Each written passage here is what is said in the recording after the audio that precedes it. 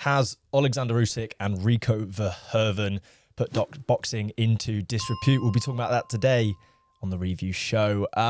Boys, I mean, I didn't know what to think. Do we start with an apology? I don't think we do. But, you know, what do we make of that fight and obviously the way it's ended and just the whole kind of civil war it seems to have started online? Yeah, it was a really good fight, entertaining, a lot more competitive than we thought it was going to be. Like, we do have to give credit to Rico Verhoeven. Probably has given Usyk his hardest fight to heavyweight somehow, but yeah, he performed really well. I do think that people have gone a bit overboard with it. I don't think it's as much of a conspiracy as people want to make out. Like, personally, for me, I had a level at 5-5 after 10 rounds, which still is an incredible effort from Verhoeven. Like, that's the closest anyone's taken Usyk, I think, in terms of the scorecards going into those championship rounds. But with the 11th round going the way it was and the knockdown, I would have had Usyk up on points anyway, regardless, going into that 12th round. So I'm a bit shocked that people are calling it like a robbery. I don't think it was that bad, but yeah, it was definitely an off night for Usyk. See, I absolutely think the fight was a robbery, but not necessarily to Rico Verhoeven. I think boxing fans were robbed of a beautiful, exciting end to a really entertaining heavyweight fight. Usyk was robbed of the opportunity to prove undoubtedly that he beat Rico Verhoeven by there being a slightly early stoppage. That's the real robbery, rather than actually it being a case of, like many people are saying, that there's this greater conspiracy. I mean, watching it live, I've watched it back since because obviously when you watched it back without the commentary. Yes, yeah. Always. That I watched commentary it. Does not help. I watched it and live. I scored it completely different. I watched it live without commentary as well because I haven't got the time for it. So I watched it live and I had it probably similar to you on the scoring. But then when I watched it back a second time, those early, I think the first 3 rounds, I was like, in reality, I don't know if Usyk's won those rounds. Whereas at live, I was thinking, it's Usyk, he's won those rounds. Yeah. And it was close. Like, it was a close fight. And like you said, Rico Verhoeven did so much good work in terms of the tactics, keeping it long, using his body, cutting off the ring. But let's not make, let's not say what it isn't. Usyk was dreadful by his own standards. The footwork was non-existent compared to what it normally is. He was letting Verhoeven back him up into straight lines into the ropes and put his weight on him in a way against Tyson Fury, against Daniel Dubois, etc. he hasn't done.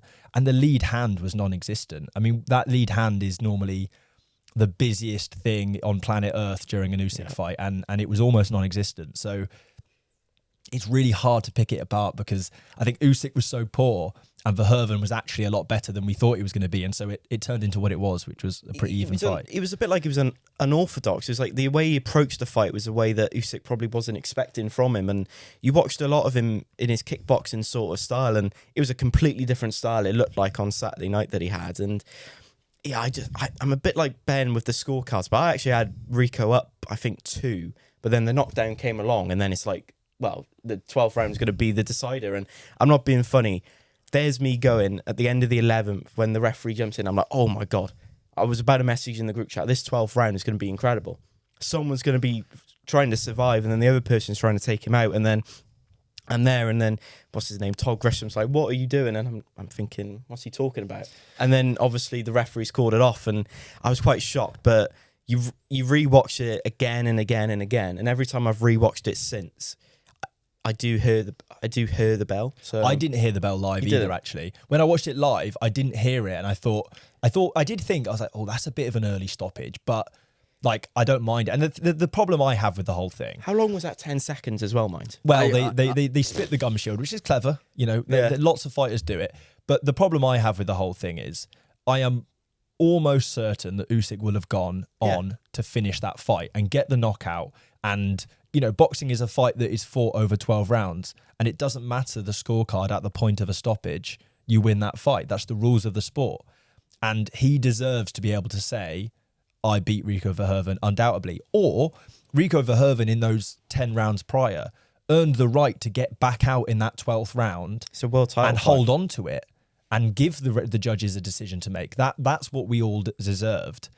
And that's what we would say. It did feel like a stupid stoppage, but I don't think it was I a hear bad it. stoppage. But after the bell, to say that you haven't heard the bell is It's not the thing of you're in the bell though. It's the fact that, like you said, he spat the gum shield out to purposely give himself more time to recover. He had a good 15-20 seconds. Did you see the cutman fumble the yeah, gum shield he as had well? a good 15-20 seconds there where if you add that on to the end of the round, Usyk finishes him in that corner. So I don't think it's the worst stoppage I've ever seen. No. I can understand the frustration from the point of, I think it would, like you could look at it and say it might have been fair to Verhoeven to get to that 12th round, considering the incredible effort he put in. But then you could also argue you stick him out for that 12th round and he gets badly hurt because his legs weren't underneath him.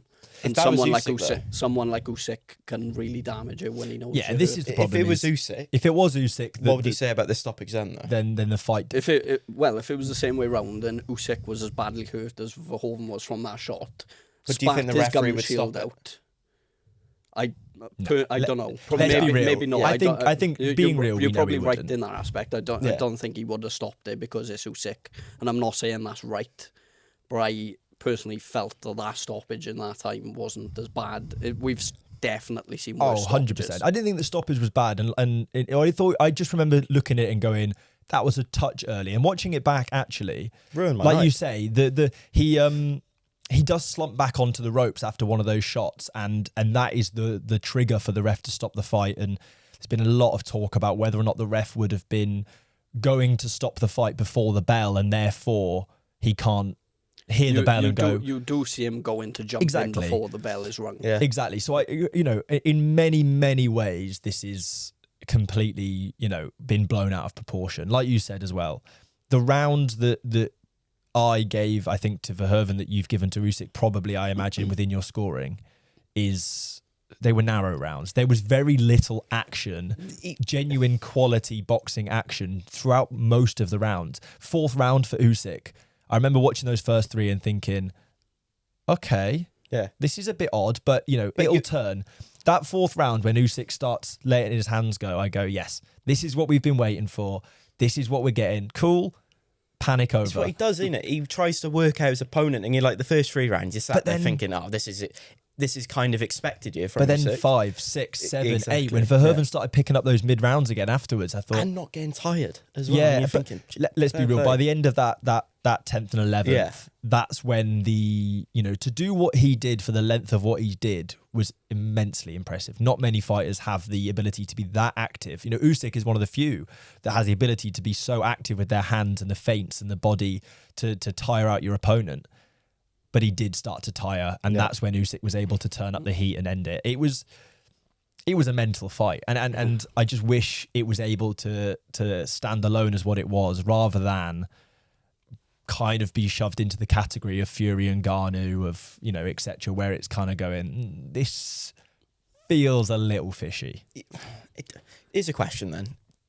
I've seen someone online saying, "Oh, this is going to affect the legacy of Oleksandr Usyk," and you're thinking, how? God, How? Surely sports fans are so fickle. You got it. That was just an off night by someone before that fight, before that first bell rang, most people would be like, Usyk's one of the greatest heavyweights ever. Now he's had one off night, and people are like, oh, he's not as good as everyone's made. Like, shut up. Yeah, he's literally he's still unbeaten. He's still got the knockout win. He's beaten every cruiserweight put at him, every heavyweight put at him. He's fighting a heavyweight, mostly at people like 60 to 80 pounds heavier than him. Like, he's dominated boxing, like, for the last 10, 15 years. Just because of one off night where he still won, despite not being at his best.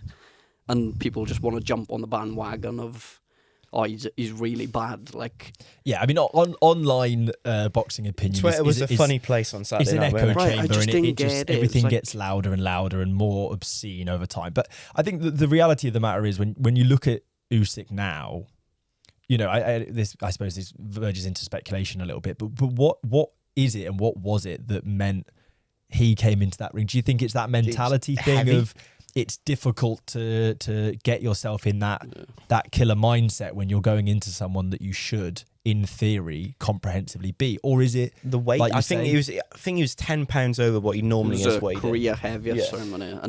But for me, I mean, £10. Don't get me wrong. It's, you know, if someone stuck £10 on my back and said have a fight with him, I'd be less confident than if I didn't have it. But the difference in the footwork and that lead hand in particular, the two hallmarks of what makes Usyk so great. I've never seen him look poor when it comes to footwork, and he couldn't get his feet right. He was getting caught square with big right hands, you know, numbers of times. He's been caught more times in that fight than I think he has with the two Fury fights and the Dubois fight combined. And that's 3 world championship fights. So I just think, has time caught up with him? Did we watch Father Time on Saturday Or night? was it a case of, like we've seen with Fury against Ngannou, where you just can't get your head in the game when it is a little bit of a circus event in that sense? Yeah, I think it was a really poor performance from Usyk, and it showed one of two things: either coming in at the career heaviest and being as bad as he was, that he didn't take the fight seriously and thought it'd be a lot easier. But with Usyk's mentality and the way he was speaking before the fight, in terms of he's going to train exactly how he does for every other fight, I'm not sure if that's the case. Or, like I said, at 39 now, maybe it is just, as with every fight that it happens, the time catches up to you, get slower. And Usyk's style is almost built for a younger, fitter athlete, like at the peak of their powers. And he is very different. You've seen it even in the two Fury fights. It was a lot different. Usyk a lot slower compared to when he fought Anthony Joshua, for example. Like that first Joshua performance, probably one of the best performances from a heavyweight that you'll ever see in terms of how good he was that night. So I think it might just be a case of he's slowing down a bit, and maybe it's time to look and think, is this the right time now to call it a day before time catches up to me too much and I'm in there with a younger, fitter, fresher fighter, someone like Agit Kabayel, who's, you know, really at the top of his game at the moment and has got so much to achieve still wants to achieve so much. Is it the right time for me now to just move aside and let these next generation come through? Are we going to talk about what happened after the fight then? Talking about Agit Kabayel. That was a mess as well. We can do, but I think the problem I have now is when you look at what's next for Usyk, it's like, I still stand by the statement that Rico Verhoeven does not deserve to fight for a world title, regardless of the performance. 100%. And the performance justified the means, but he has not earned that spot. And there are countless people within the sport of boxing. You mentioned one of them, Agit Kabayel. Many, many people in the heavyweight scene that deserve that opportunity, that have been waiting for that opportunity and have earned that opportunity more so than Verhoeven. So, yes, we could have a rematch, but if there is a rematch, from my point of view, I'd start saying, well, WBC, I want you to not sanction that. I mean, I didn't want you to sanction it the first time, but I want you to say, no, actually, Agit Kabayel deserves his opportunity. You can have this fight again if you want, but not for our belt. I hope the IBF would do the same. I hope, you know, all of the sanctioning bodies, and I don't want that. I don't want to have 3 paper champions in the heavyweight division. But also, I don't know if Usyk going into a fight like Kabayel would make sense from either. I really don't know what should be next. I'll be very shocked if he fights Kabayel, mind. Because I think that's, after watching that on Saturday night, I expect him to be a lot better if they do fight. But if I'm Usyk now and if I'm in his team, I'm sitting him down and I'm going, look, after that performance, we could be risking it now. You know, you want to finish your career undefeated, one of the best of all time. Maybe just leave it now. Or is there the flip side where you go, if you want to end your career considered the very best, then go and beat number 2 before you hang up the gloves, or at least give yourself the chance to, rather than having this as a little asterisk. Is Kabayel one of Usyk's generation fighters? So what I mean is he among sort of the AJ's, Wilders, Tyson Furies, or is he that next generation of heavyweights now? Ability-wise, yes, but he just hasn't had the opportunity yet. No, he should have fought for a world title. What I mean is, though, does he have to fight him to like tick off everyone in his generation for Usyk? Or is Kabayel now at this point in his career sort of like going to be fighting, I don't know, like the Dubois in that next generation already? You know, Quite Moses possibly, Attain. yeah. Is Kabayel among those names? I think he'd seriously be considering fighting him. Like, in terms of Usyk's mindset, I think he'll feel like he'll need to beat Kabayel before. But whether his, like I said, his team gets around him and says, look, I think we're at the end of the road here. I'd go and do the Verhoeven rematch, get the money, get the payday, and call it a day. Let Kabayel go and take a WBC title fight. Just vacate the belts at this point. Just take one last payday and get out of the sport whilst you're still healthy, and let Kabayel go and have, like, there'll be plenty of other big fights for Kabayel to go and have at WBC, and he has earned his shot. Like we said, where he jumped in the ring afterwards, and it was all that chaos with everyone else getting involved and say, "Oh no, we're not doing that fight," because it was obvious that they'd set up they thought Usyk was going to win quite comfortably, get Kabayel in the ring, and we'll build that up next. But obviously, with everything that went on, it just descended into chaos. But Kabayel definitely deserves that shot next for the WBC title. So hopefully, whether it's Usyk or someone else, he gets that as his next fight and gets it pretty soon. But yeah, I think personally, if I was in Usyk's team, I'd be telling him to probably do the rematch, because I think the rematch second time round will be easier. Because I think he'll There'll be no surprise. He'll do a better job of it the second time round, and I don't think he'll be as bad as he was on the weekend. And then call it a day. Kabayel gets his world title shot. And I was really impressed with Rico Verhoeven's performance, and I'd be really excited to see him get in there with some other heavyweights. I would be, but I worry if it would be a Ngannou 2.0, where style wise they had this idea against Fury, they made it work, and they made it difficult for him, and then someone like AJ came in and did what he did to Ngannou. You know, are we going to see a world where Rico Verhoeven has this perfect master plan in a one-night fight against Usyk, and style-wise, tactically makes it work? But if he comes in with a rematch with Usyk or against another top heavyweight that they do the business, I don't know. Yeah. I suppose that is what's interesting now. Yeah, he performed better than pretty much anyone has ever done against Usyk. Well, what did I say last week? I'm not buying it as a competitive fight. It's just a fight that is going to get the build of what if and all. And then it literally was, oh my God. You couldn't believe what you were watching. And I think it goes down to another man. We haven't even named him on the show yet. Peter Fury. Yeah. Like, fair play to him. He got the game plan that he had on Saturday night was unbelievable. And you watch it and you're going, fair play. Like, imagine if Tyson Fury still had Peter Fury in his corner. Yeah, that's that's probably that's one the of the big best talk. versions of Fury. Exactly. Well, he masterminded the Klitschko win as well, didn't he? So. And he was in the corner that night. Can you imagine if he was in the corner when he fought Usyk the first time round? The second time around. Maybe. And you just look at it and you just go, that could have been completely different. But yeah, for me, Peter Fury, after that, there's awards at the end of the year. He's probably going to be up for Coach of the Year after that, even though it's a loss. Yeah. But, everyone's going, he ain't got a chance. Peter Fury's like, I don't know. Yeah, I think I've done my study. I think it's twofold. And like you say, Peter Fury and the way they'll have worked with him and getting him. But he's worked for him with 12, and all 15 of years. But as well. this idea that first of all, he's been part of Tyson Fury's old sparring camps. This obviously isn't the first time he's laced up gloves, etc. He might be the only man to have fought the two best fighters in the world in Oleksandr Usyk and Jordan Granum, being his it wasn't professional. Jordan Granum, mind. Was it not? No, I thought it wasn't, but it was on the I was going to DAZN. message it, but it wasn't. It was some random bloke who also has fought Huey Fury. So there you go. DAZN. It wasn't DAZN Jordan Granum. I That thought was that his when I first saw fight. it. I thought, hang about, is that true? But either way, check, but he's pretty certain it wasn't. Either way, he's they've come up with that tactic, but the one thing that is transferable over from a sport like kickboxing is the ability to have to have a game plan and apply it. And I think a lot of credit will go to Peter Fury, and rightfully so. But everyone has a plan until you get punched in the face. And Rico Verhoeven had a plan, got punched in the face, and kept at that plan until the end. And that's what I think is most impressive. Yeah, I think he put in such a good performance. And like you said, it could be a thing of styles make fights. And if you stick him in there with another heavyweight, it'll be an early night for him and a bad night. But judging off what he done on the weekend in terms of, he's such a big guy, massive frame. he just didn't stop moving. He was so awkward.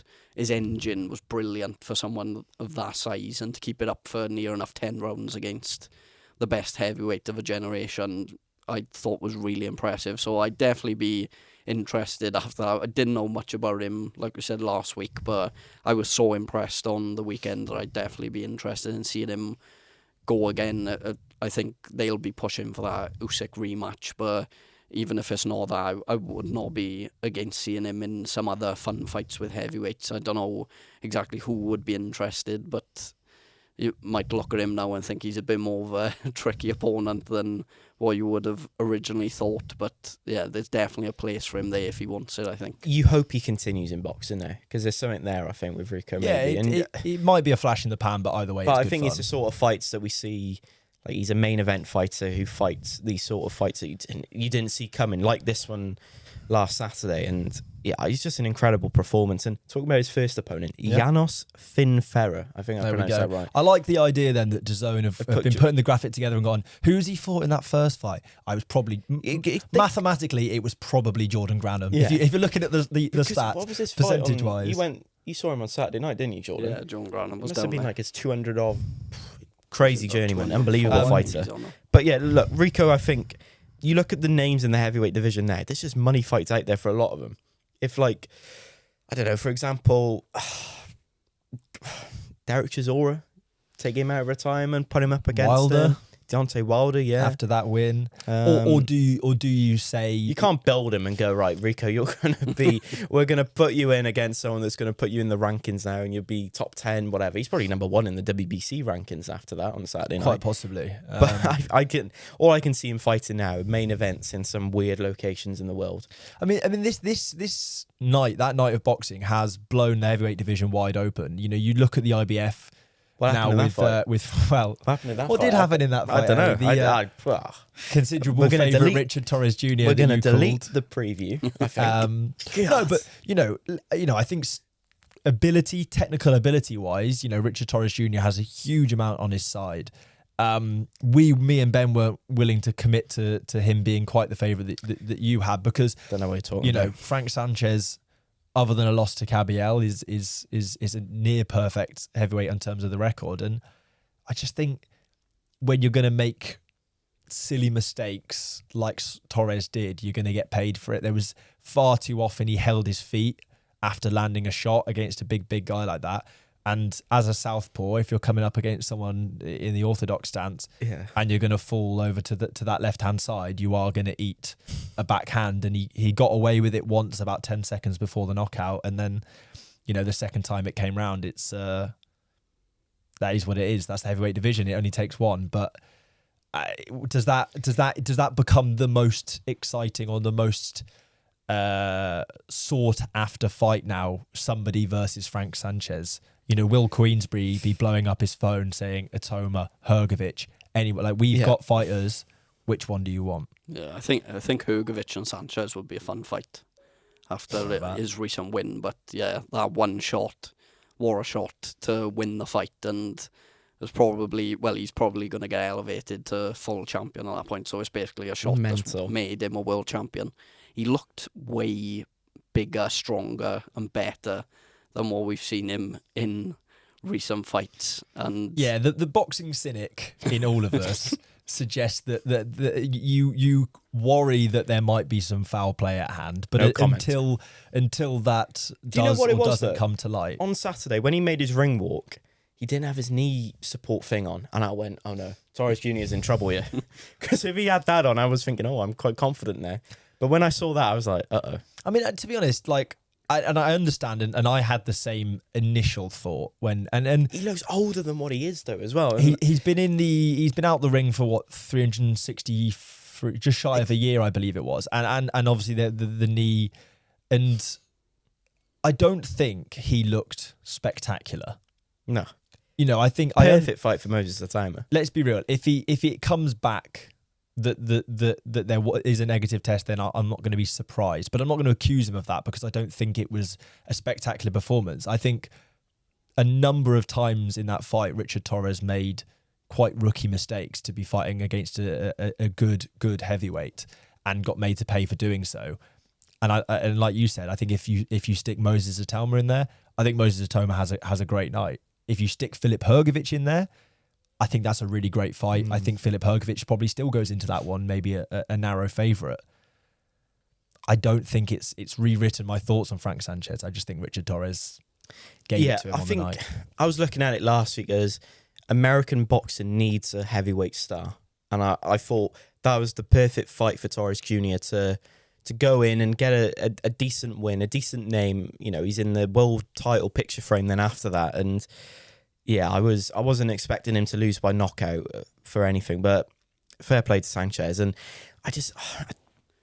you look at boxing in America now, they ain't got no one in the heavyweight division. There's going to be a world champion anytime soon.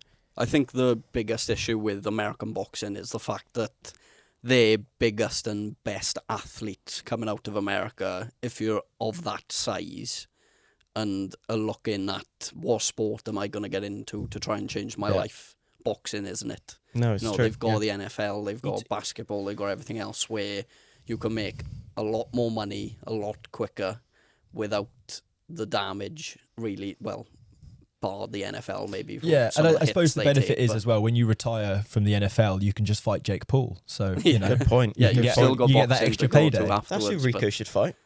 I mean, that would be incredible, wouldn't it? I have no doubt that if America could get some of these top athletes to go into boxing early, they could build some amazing heavyweights that would dominate. But because you see America dominate over a lot of other weight divisions, but I think it is just a case that those athletes are looking at other sports to go to instead of boxing, because it's just an easier route, whereas boxing, you've got to really, once you're at the top, you're making money and you're doing well, but that road to get there isn't easy. And I think with Torres Jr. on the weekend, he probably just found out at the moment where his level's at. Like you said, he made a lot of mistakes where when you're in against someone like that who's as experienced as Sanchez is and will punish you and has got the power to punish you if you do make those mistakes. It's a learning curve for him, but I don't think it'll be the last time obviously we see him in a fight of that sort of stature. I'm sure he'll want to rebuild now and go again, because, well, that's the question now, though, isn't it? What does Torres Jr. do? Because I watched an interview last week and he said if he won gold at, I can't remember what Olympic Games he was fighting. Was Paris? Was it Paris? Yeah. So if he won gold, really? No, Tokyo. Sorry, Tokyo. Yeah. If he won gold, fought in Paris as well. So I was like, oh. If he won gold, he would have retired. If he won gold from boxing, he wants to, protect. He keeps on talking about protecting up there, and I'll be very surprised to see what he does next. Does he continue to fight, or does he go, I don't want to have that happen to me again? So, yeah, and I think he seems that to be that sort of smart kid that makes that decision and will probably make that decision out of the ring instead of inside the ring. Yeah, and unfortunately, a fight like this, as tough as it will have been as a fight, and afterwards, it's a payday that hopefully makes that decision a more viable one. The only thing I think with Torres, and I said it, I think when he fought Vianello, is he's not that big at heavyweight. He's just 6'2", 230 odd pounds. He's a cruiserweight with heavyweight. You maybe think whether or not it would have been worth the time to try and see if you can fill out and make that weight at cruiserweight, rather than trying it all the way up at the top. I understand why he did. It's the premier division, isn't it? It's the one you want to be in, but. Equally, you're getting in there with guys like that can hit like that, and what ifs situations there. But another dominant early stoppage. I mean, there was quite a few early stoppages in this one. It was a lot of talking on Saturday night, wasn't there? Hamzah Sheeraz did exactly, I think, what we hoped he would do, but with the only prediction I got right. Yeah, so it's a good sign. I mean, I was so impressed. He looked like the fighter he had been at middleweight for so long, but now up at super middleweight, and it's just this scary power, spiteful, walking him down. It's everything you want from a fighter like that. Yeah, it was a really solid performance, but to be expected. I think it's probably the easiest world title victory that you're ever going to see, in terms of the opponent who didn't really give much back. But yeah, it's nice to see Sheeraz pick up that world title now, and exciting to see what's next for him, because in that super middleweight division, there's some good fights there, but it's hard to maybe look at what would be next. I think they might have one eye on Canelo and trying to get that super fight for him. Don't know whether it'll definitely happen, but that would be one I'd definitely try and push towards. Or I suppose Christian and Billy, and Billy. if he comes victorious in that one. The what if questions again. Yeah, but like you say, you know, we've seen for so long at middleweight. Stature wise, again, I don't know how he ever made middleweight. He's so big. It was a bit, what was it, Tyler Denny, wasn't it, where you go... Yeah, it just looks like two completely different weights fighting. And then that he had that off night in Riyadh, which, you know, he favourably came away with a draw from. You know, let's not say it any other way. He was fortunate to come away with a draw in that fight. But I think now with Andy Lee, and when you look at those two fights in Pacheco and Begic, under Andy Lee at super middleweight, he looks to be the problem we expected him to be leading up to. Yeah, and as Ben rightly said, it was expected from him on Saturday night. If he didn't get the stoppage win, then you're thinking, oh, hang on a minute. Even though he's won the world title, he's like, oh, come on now. That we wanted more from him, and he'd done exactly what he should have done. And it was quite funny. I think a lot of boxing Twitter that night had the house, the car, everything on Sheeraz to get the early stoppage. And you know, I think Rob Tebber put on his Twitter page the picture of Junior Farr when he fought Lucas Brown and said, hopefully we don't have a moment like this again. And we didn't, thankfully. But yeah, it was a good performance, and he's probably is going to fight a couple more times before he fights Canelo, because you want to go into that fight against Canelo with as much activity as possible, as much rounds under your belt. And I don't think Canelo's got many left, though, is he? Well, he's only going to fight twice a year. So if Sheeraz fights potentially on the undercard of Canelo, Alvarez and Billy, and then fights again at the end of the year back in the UK, then he goes into the Canelo fight. Because I watched the video, Eddie Hearn said it quite funny, actually, because he was saying, we're getting older now to Canelo. You know, we're getting older, but we're raging like fine wine, and something along those lines. And I'm thinking, oh, does Canelo know that he's getting on a bit, and is these sort of fights that he's taken? And it'll be interesting to see how he gets on against Billy, because listen, and Billy's coming off one hell of a fight against Lester Martinez on the undercard of Canelo Crawford, wasn't it? So that's a tough night for him in Riyadh, and he'll probably get through it, but it's a tough night. And yeah, I think Sheeraz now has probably got one eye on Canelo, but has also got his eyes on the other belts in the division as well. The Pacheco fight would be really good as well, That's but I don't know whether they're going to get that. I think, yeah, I mean, down the line perhaps, but I think you are right. Obviously, with him being a Riyadh season ambassador, I think it's almost certain that they would stick him on the undercard of that one. Yeah. And let's just hope it's not like what we've seen in the past with like they have like Wilder Agit was on the card, and then something happens. Let's hope they don't do it like that again. And but then equally, you've got Night of the Samurai where you had. Well, look what happened there. You had those guys, and yeah, it was a close fight, but the fight happened in the end afterwards, and it does build a little bit more excitement for it, I suppose. It does add a little bit, but British fans will be happy because on a technicality possibly that Jack Catterall has himself a world title, but finally done it. I suppose more importantly, I think than whether or not the WBA regular is or isn't what you're saying it is, but I think he looked really impressive once again at welterweight, and you're starting to think now, okay, this is the weight that he needs to be fighting at. This is the style he needs to be fighting at. I mean, he's punching through the opponent in a way we hadn't seen from him previously. He looks sharper, quicker. He's getting those knockdowns. I was really impressed. Yeah, I think he's one of the best welterweights in the world, and he's not as flashy and as loudmouth as some of the other welterweights that, make a lot of noise but don't put the performances in.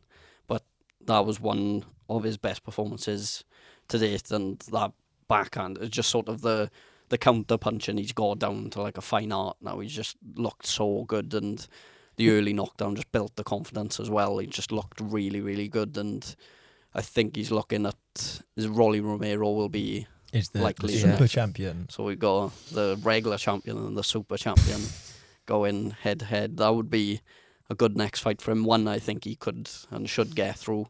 And Yeah, there's some really interesting fights there at welterweight for him as well. Yeah, I think so. I was going to say, I think fight-wise, it reminded me a hell of a lot of Devin Haney versus Norman Jr., where you get that early knockdown, and then because you've got the sort of technical superiority, you are able to kind of see out the rest of that fight by doing so. And I think Rolly Romero, don't get me wrong, I think Rolly is a good fighter, but he's a very beatable champion for Jack Catterall. Style-wise, I think Jack Catterall is the better boxer than Rolly Romero. Technically, he's the better fighter. So if he is able to put in a similar game plan, a similar performance, and catch a slightly more explosive fighter like Rolly Romero, then I think there's absolutely no reason why you're not only a world champion, but a super champion I know, under the WBA. I can't believe that they were chanting Chorley as well at the Pyramids of Giza.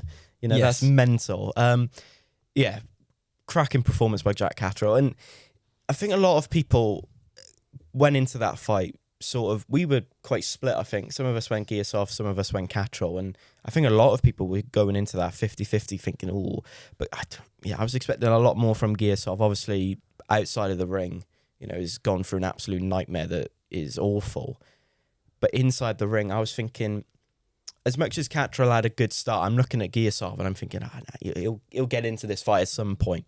But like Ben said, once he got that early knockdown, the confidence that he had then, Catterall, kept on growing and growing and growing. And then perhaps 10, 11 and 12 probably threw those rounds away because he probably couldn't believe that, he was getting the job done. And yeah, for him to get that fight won and in the way he did was phenomenal. And probably his career best, if I'm being honest, by performance, by Jack Catterall. And he had to be, because Giasov is one of those world level fighters that if you don't turn up 100%, he can probably beat you. And Catterall turned up more than 100% on Saturday night. But like you guys said, Rolly Marrero, maybe Devin Haney was ringside as well.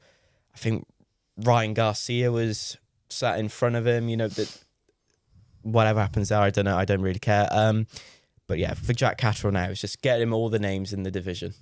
Yeah, I think he is getting. I think every performance at welterweight has felt like a step up. He's a hard night's work for Harlem anyone. Eubank, and then Echo Esserman, and then Giasov at 147. Each performance has been an upgrade in opponent, but also an upgrade in performance.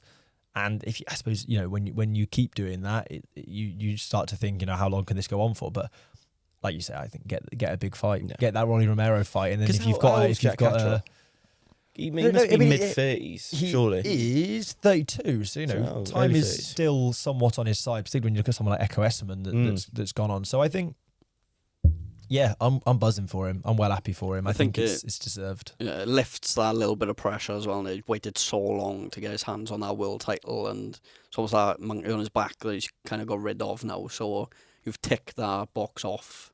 It relieves that bit of pressure, because I'm sure he'd be looking as well. I don't want to end my career not having won a world title after how many times I've come so close. And we said last week, if he didn't get the job done this weekend, it'd be a really difficult mountain to climb to get yourself going again, to build back towards trying to have another shot there. But yeah, he's got that ticked off now, and I think the biggest thing now will be looking at what's the biggest fight I can make next, what's the most money I can make to get out these last few fights. And it's looking like an exciting few years for him now after winning on the weekend. He's done what every boxer wants to do, innit? And now it's all about getting hell as of a much place money. to do it as well. Yeah. You've got to give them credit. That's the best looking one that they've done in a while. How many world champions have we got now in Britain? Lewis Crocker, 5, is it? Daniel Dubois, Jack Catterall, Hamzah Sheeraz, Dalton Smith, yeah, Josh Kelly. Did he? Yeah, Josh Kelly. So that's 6. At least I'm almost certain we'll have forgotten at least one, but off the top of my head, male world champions. It's certainly looking a lot healthier than it did in the not so distant past. There was a point where we had a year ago, 18 we had months Nick Ball, ago, and that was it. 18 months Nick Ball ago, in a maybe, dream. yeah. So yeah, really happy for Jack Catterall. And like you kind of alluded to there with the event in front of the Pyramids, it was an entertaining night of boxing. It was. Can we end on a good question though? A magical. Can we end on a really good question? For Feel free. for people, how did the Pyramids get built? Yeah, It's a It's great a question. mystery, We isn't are it? no closer to knowing. No, we're not. We're never going to know, are we? Really? You'd imagine not. No. You'd imagine not. But yeah, no, I thought it was well. You know, when you look back at Times Square and things like that, where it failed. You to had that deliver. worry, didn't you? Of you looked at Times Square and you were excited and you thought, and then when you watched it, you're like, oh, well, this wasn't what I was expecting. You know, all these boards up covering the ring and all, which they needed obviously for security purposes. But then to actually have that fight card on Saturday night with the three pyramids in the background was It did look really and good. essentially a incredible. town or a little village popped up for everything. Because You know? when the drone shot came around, I couldn't believe how big the complex was that they were on. They've built mental. that up for the event, and yeah, I really enjoyed it. We got quite excited when there was a talk over the years of you know, them doing boxing events at all these iconic, cool venues around the world, and it cooled off quite considerably, particularly after that Times Square card. But I think it's fun, you know, when boxing, particularly when you've got fighters like Usyk at the moment in Ukraine and fighters like that don't necessarily have a massive like home crowd that they can fight in front of. Putting those events in areas like the Pyramids of Giza, like Alcatraz that was talked about, rather than the Riyadh Arena, you know, I'm always going to be all for. Yeah, it definitely looked really good, and it'd be interesting to see if they do any more now in the future. Yeah, exactly. I was going to ask, where do you boys I don't want to think see? there's many places. Where that would I want to Colosseum, see? I think, would be quite cool. I don't know whether that's like doable though. Do you know I don't think there'd be a crowd there. You could do it at a Colosseum, as in there's Colosseums all across Italy that you could fight in, Verona, but you couldn't do it in the one in Rome. I think if I had to under the Eiffel Tower, pick one off the top of my head, no, it doesn't do it for me. I think Antarctica. Do it one in Antarctica. on the moon. On the moon. Are we going to be alive to see a fight night on the moon? Maybe It seems unlikely. Yeah. What about Stonehenge? Stonehenge could be a thing, but it is no, where would be the that's place just in up the road from you though? Where would be the Not place really. in the UK you could do it? Stonehenge would probably be your most kind of. I don't think they can afford So it Panavan. doesn't Unless you look did quite- one opposite Big Ben. Panavan, maybe.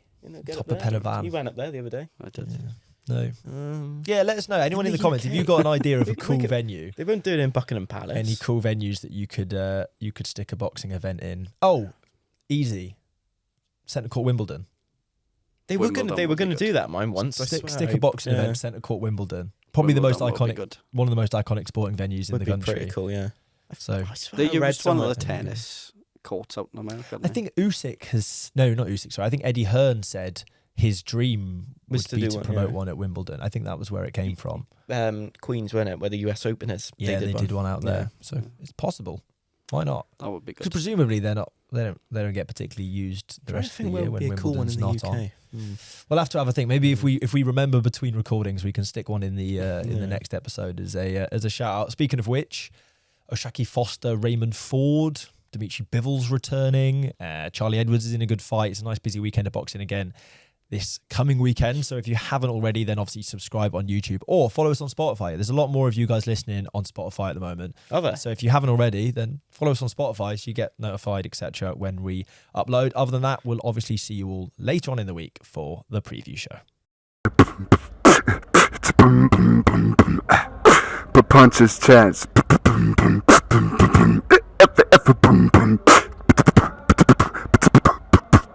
Punches Chance Podcast.